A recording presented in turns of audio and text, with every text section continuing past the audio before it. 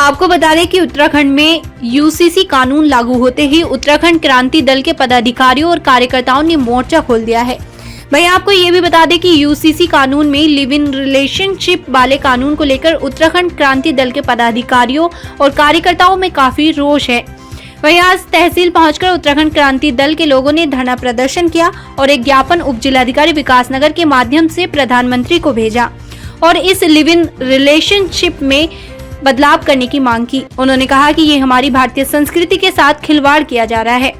उन्होंने कहा कि हमें इस कानून के लिए आंदोलन भी करना पड़ा तो हम आंदोलन करने के लिए तैयार हैं। वहीं धरना प्रदर्शन करने वालों में उत्तराखंड क्रांति दल के केंद्रीय नेता सुरेंद्र कुकरेती के नेतृत्व में सभी पदाधिकारी तहसील विकासनगर पर एकत्रित हुए और प्रधानमंत्री के नाम ज्ञापन उप जिलाधिकारी विकासनगर के माध्यम से भेजा गया।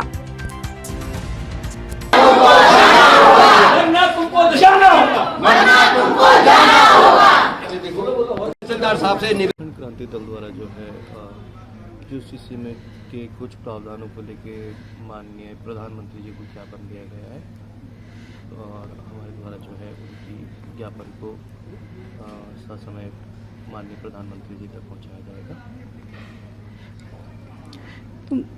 किन बिंदुओं पर है सर ये?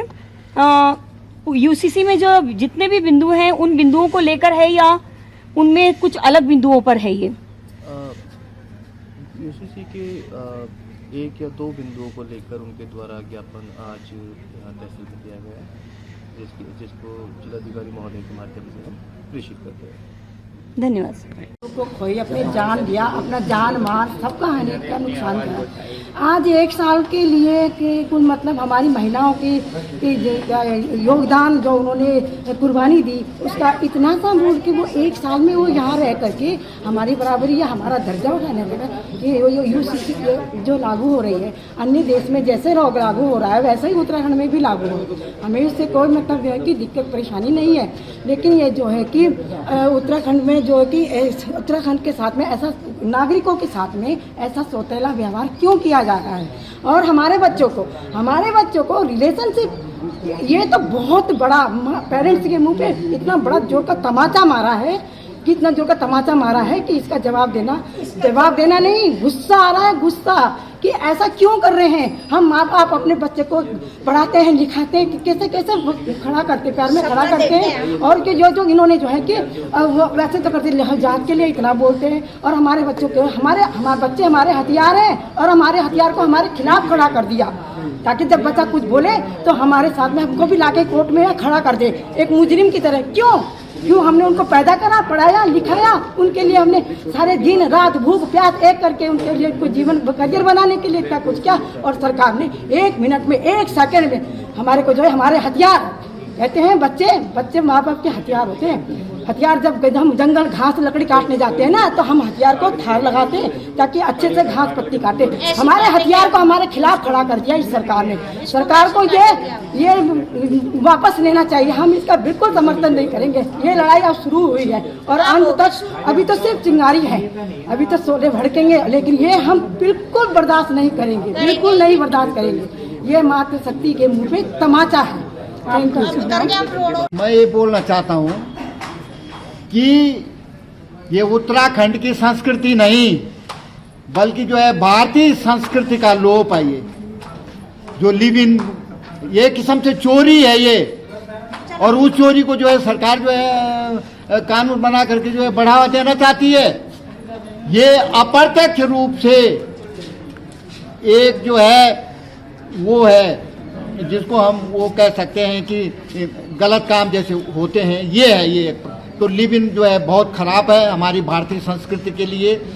और दूसरा जो है 1 वर्ष बताओ, 1 वर्ष कोई यहाँ रहता है यहाँ का मूल निवासी बन गया हो, जैसे जो है मैं इसका समर्थन करता हूँ। जैसे उत्तराखंड क्रांति दल वाले कहते हैं कि 1950 से जो यहाँ पर रह रहा है समझ लो उसको ये दर्जा दिया जाए, यहाँ का मूल निवासी घोषित किया जाए।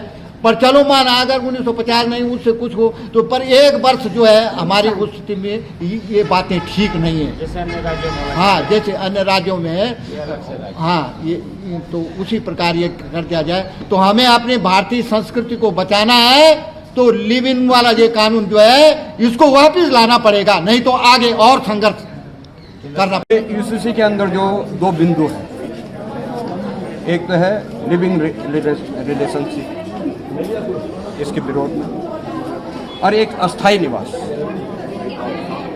कि जो इन्होंने दिया है कि भाई लिविंग रिलेशनशिप में कि 1 साल किसी बाहर के व्यक्ति को 1 साल भी हुआ हो तो उसको यहाँ का जो है अस्थाई निवास प्रमाण पत्र जारी कर दिया जाएगा। तो हम इसके विरोध में, ये नहीं होना चाहिए। मूल निवासियों के अधिकारों के साथ उनके अधिकारों का हनन हो रहा है। और लिविंग रिलेशनशिप मैं पहले भी कह चुका हूँ और बहुत विनम्रता से हमने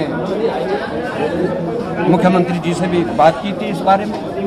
जब उन्होंने हमारी बात नहीं सुनी तो आप माननीय प्रधानमंत्री जी को हमने एक ज्ञापन भेजा है कि आप इसमें हस्तक्षेप करें और ये जो देवभूमि है इसके अंदर जो लिविंग रिलेशनशिप जैसी मान्यता जो है सरकार द्वारा दिया जा रहा है इसको तुरंत खत्म करवाएं। इन दो बिंदु को खत्म करें।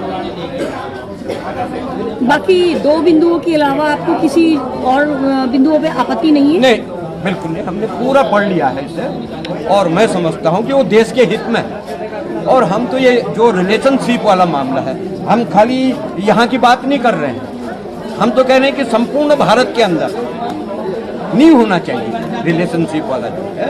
अगर एक तरफ अगर आप सनातन की बात करते हैं, एक तरफ आप सनातन की सभ्यता की बात करते हैं और दूसरी तरफ रिलेशनशिप जैसे कानून को ला के आप इस तरह से बच्चों को जो है माँ बाप से अलग कर रहे हैं और एक पाश्चात्य संस्कृति की ओर अगर आप इसको ले जाना चाह रहे हैं तो मैं नहीं समझता कि खाली उत्तराखंड क्रांति दल को क्यों ये दर्द है, ये नहीं समझ पा रहा हूँ मैं।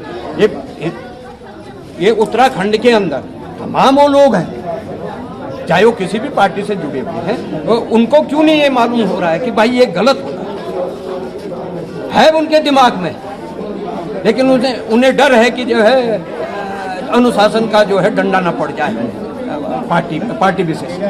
अरे पहले राज्य को बचा लो, यहाँ की संस्कृति को बचा लो, अपने बच्चों को बचा लो, राजनीति तो करते रहेंगे। तो मेरा तमाम चाहे भारतीय जनता पार्टी के लोग हो, कांग्रेस के लोग हो या अन्य सामाजिक संगठन के लोग हों, मेरा तो तमाम लोगों से ये निवेदन है कि आप आइए और ये जो 2 बिंदु हैं इनको पहले समाप्त करें और उसके बावजूद जो है अपने जो जिस पार्टी का है उसमें चले जाएं। अब झंडा वाहक और उत्तराखंड क्रांति, जब हमने पृथक राज्य की बात उठाई थी उत्तराखंड क्रांति दल ने, तो झंडा किसका था? उत्तराखंड क्रांति दल का राज्य बना।